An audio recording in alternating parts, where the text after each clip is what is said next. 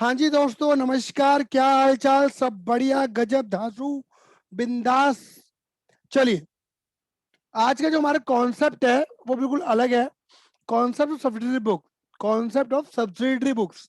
Money मन भूल गया मैं। Subsidiary books, subsidiary books. बात क्लियर हो गई? ये हमारा एक नया कॉन्सेप्ट है। तो पहले मैं आपको बताऊंगा कि सब्सिडरी बुक का क्या कॉन्सेप्ट है। आप इस चैप्टर को पढ़ के रहे हो, क्या नीड है, क्या जरूरत है आपको, इसकी क्लियर ही नहीं है। तो देखो, एक बात समझना कि जो तुम्हारी सब्सिडरी बुक होती है ना, यानी कि जो सब्सिडरी बुक होती है,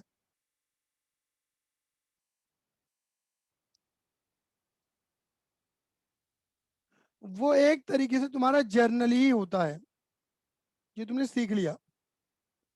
क्या होता है मेरे बेटा जी? तुम्हारा ये जर्नल ही होता है। मतलब, सर बताना थोड़ा सा और।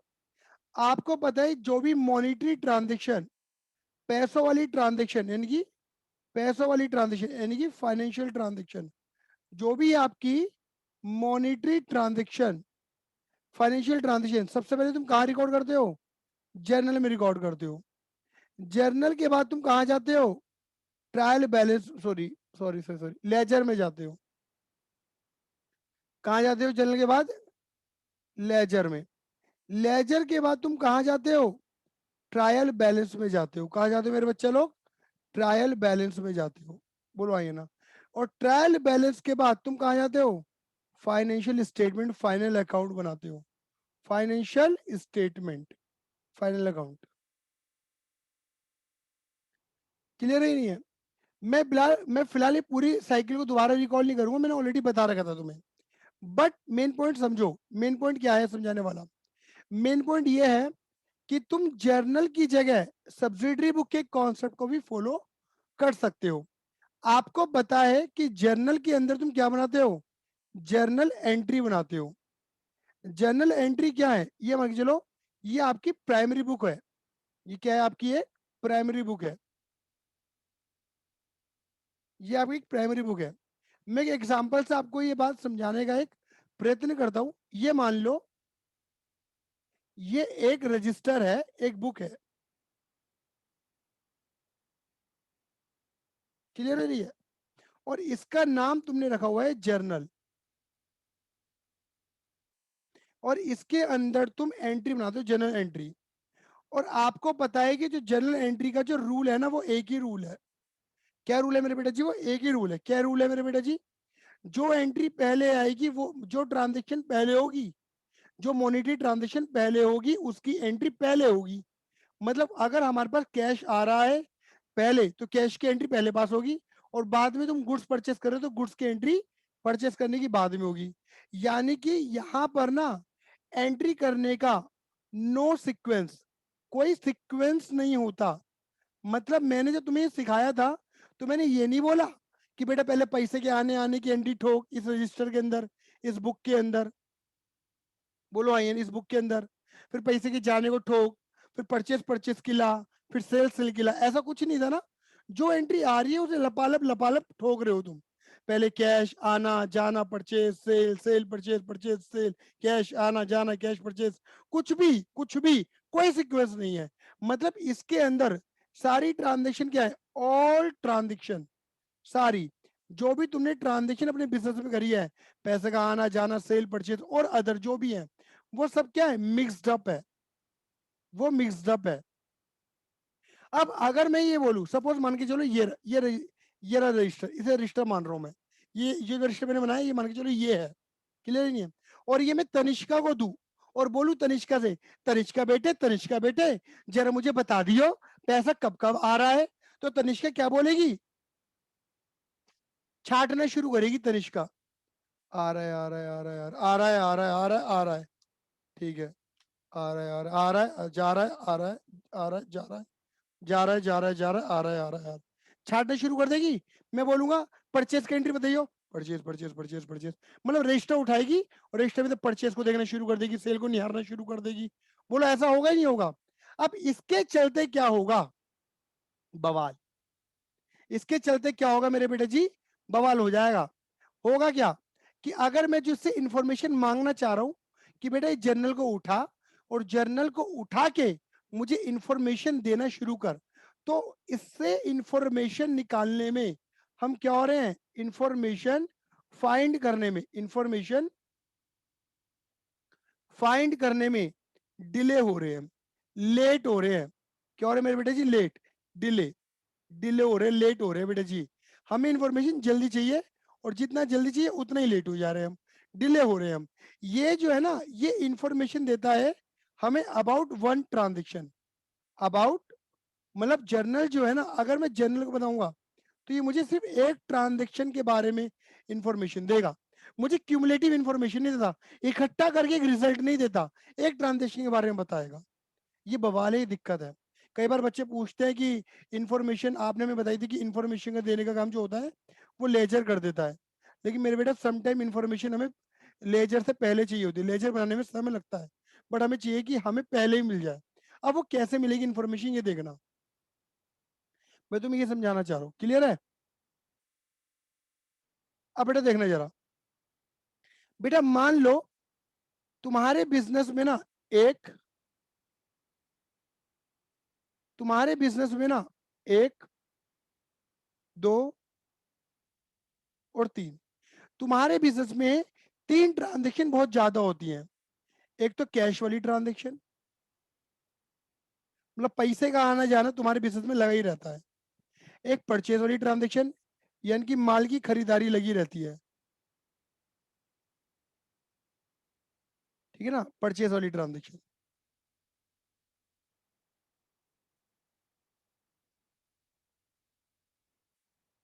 और एक होता है बेटा जी सेल वाली ट्रांजेक्शन।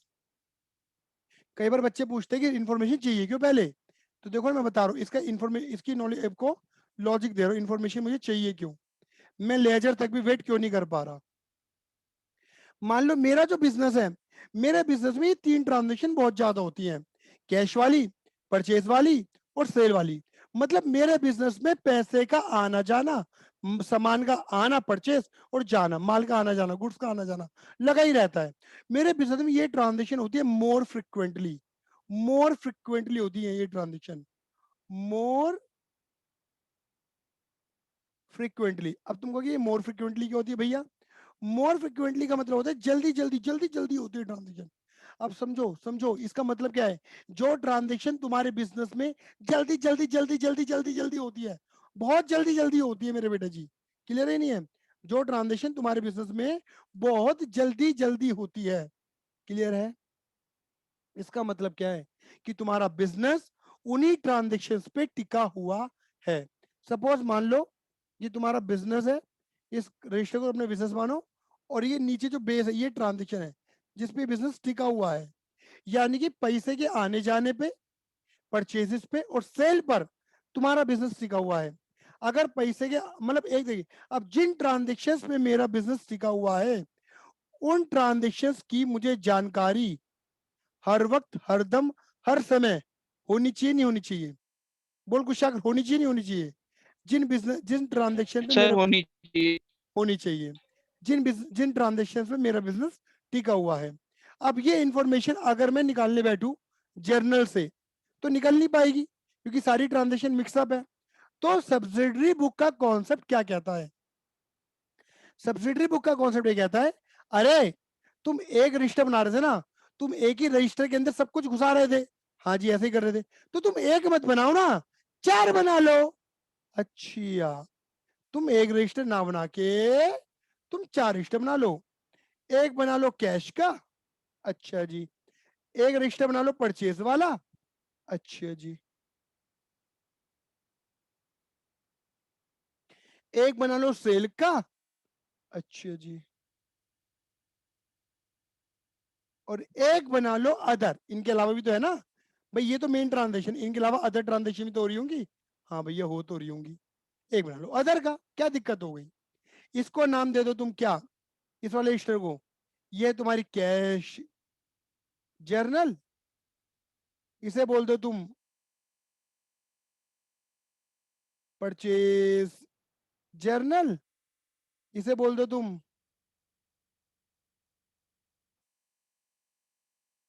सेल्स जर्नल, और इसे बोल दो तुम अदर्स। बात क्लियर हो गई? बात क्लियर हो गई? अदर्स। अब कैश जर्नल में इसी को हम नाम देते हैं कैश बुक। अब मैं तनिष्का से पूछूंगा ना बेटा पैसे का आना जाना दिखा दे, तो तनिष्का ये वाला रजिस्टर उठाएगी और कहेगी लो भैया देख लो, इसमें पैसा कब आ रहा है, कितना आ रहा है, किस वजह से आ रहा है, पैसा कब जा रहा है, कितना जा रहा है, किस कारण से जा रहा है, सब कुछ इसमें मिलेगा एक जगह स्टोर होके। किस महीने किस दिन कितना आया, किस महीने किस दिन कितना गया, कितना था, कितना बचा है, सब पता लगेगा तुम्हें। परचेज, इसे तुम बोल देते हो परचेज बुक। परचेज जनरल कुछ और नहीं, परचेज बुक ही होती है। और इसे तुम बोल देते हो सेल्स बुक। सेल्स बुक क्या बोल देते हो? Cell book. किस किस से माल खरीदा। और यहां पर क्या हो जाएगा, इसको नाम देते, अदर को नाम दिया जाता है जर्नल प्रॉपर। मतलब जो एंट्री कहीं नहीं जाती, ना कैश में गई, ना परचेज में, ना सेल में, वो सारी एंट्री यहाँ आ जाएंगी, जिसे हम जर्नल प्रॉपर कहते हैं। इससे क्या होगा? इससे होगा ये कि लेजर तक जाने की जरूरत नहीं पड़ेगी हमें।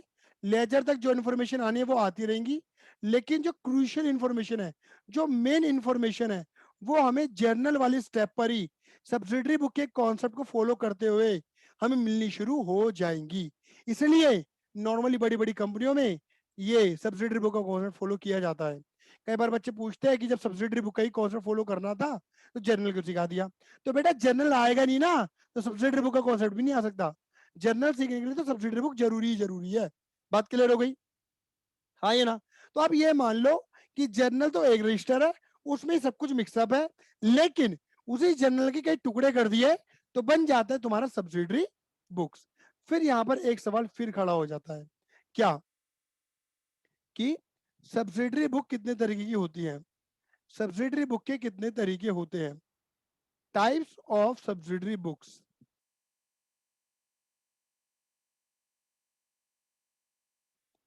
देखो बेटा जी, आपकी किताबों में और दुनिया की किताबों में 8 तरीके की बुक बताई जाती है। कितनी? 8 तरीके की बुक होती है सब्सिडरी बुक। ठीक है, पहली, दूसरी, पहले निशान मारते ना, तीसरी,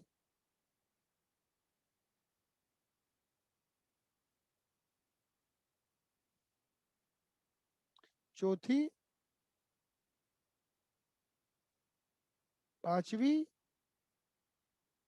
छठी, सातवीं और आठवीं। इस तरीके से लिख लेते हैं। ठीक है, 8 तरीके की बुक बताई जाती है। पहली बुक होती है तुम्हारी कौन सी? इसे बोलते हैं कैश बुक। इसमें से पैसे का आना जाना दिखेगा। दूसरी होती है मेरे बेटा जी परचेज बुक। परचेज बुक किस किस से माल खरीदा, कब खरीदा, कितना खरीदा। तीसरी होती है सेल्स बुक, किस किस को माल बेचा, कब बेचा, किस महीने बेचा, कितने रुपए का बेचा। परचेज का उल्टा तुमने पढ़ा है purchase return book. Purchase return book,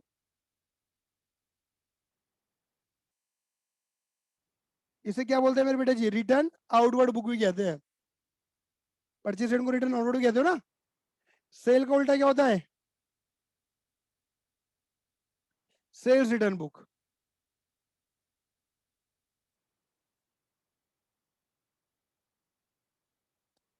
इसे आप रिटर्न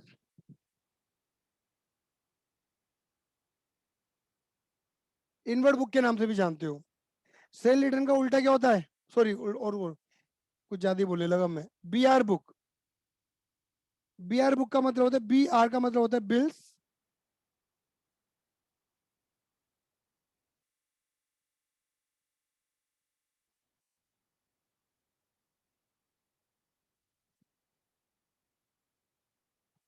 बिल्स रिसीवेबल बुक। फिर होता है एक बिल बीपी बुक, यानी कि